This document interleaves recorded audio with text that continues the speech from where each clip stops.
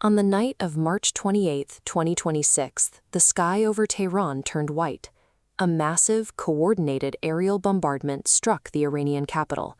The strikes, led by the United States and Israel, moved with overwhelming speed. The strikes achieved their primary objective, the death of Iran's supreme leader, Ayatollah Ali Khamenei, along with several top generals of the Islamic Revolutionary Guard Corps. The IRGC is the elite, multi-branch military force that functions as the backbone of the Iranian state. Conventional military theory assumes that removing the central command of a state causes its armed forces to collapse. Without a central brain to issue orders, individual units should become paralyzed and ineffective. But in the days following the strikes, the opposite happened. The Iranian military remained active, launching mass barrages of missiles and closing vital trade routes. The aerial strikes did not destroy the Iranian war machine. Instead, removing the central command shifted the military into its most dangerous operating state, one that does not require a capital to function. This is known as mosaic defense.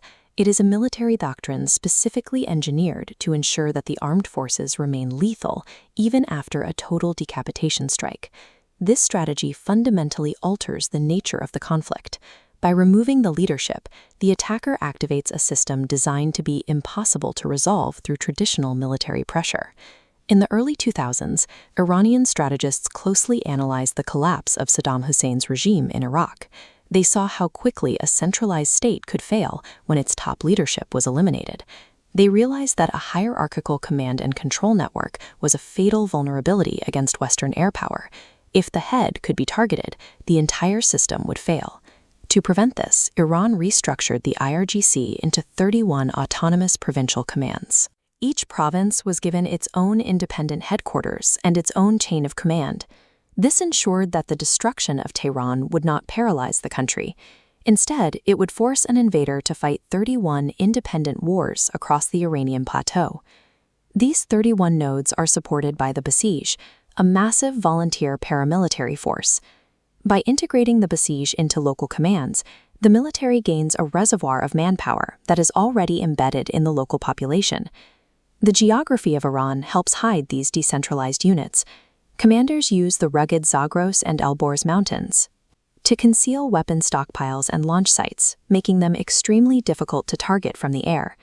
Continuity is maintained by the fourth successor rule, which ensures every officer has 3 designated replacements. This is paired with independent firing rights, a legal status that empowers local commanders to launch missiles and drones without receiving a green light from the capital. When communication with Tehran is severed, these units simply follow pre-issued strategic instructions. This allows the military to remain operationally active and lethal without any central oversight. This chart illustrates the cost disparity between Iranian offensive drones and the defense systems used to intercept them. An Iranian Shahed drone costs about $20,000, while a single THAAD interceptor costs $12.7 million. THAAD is an American missile defense system designed to intercept ballistic missiles. The production numbers are equally imbalanced. Iran can manufacture over 100 missiles every month, while U.S. production is limited to just 8 units per month. Defending against these swarms requires a massive logistical footprint. The coalition must transport and maintain high-end systems across the globe to counter weapons that cost a fraction of the price. Mosaic defense uses this cost asymmetry to bleed an opponent financially. It forces a technologically superior force into an economically unsustainable war of attrition.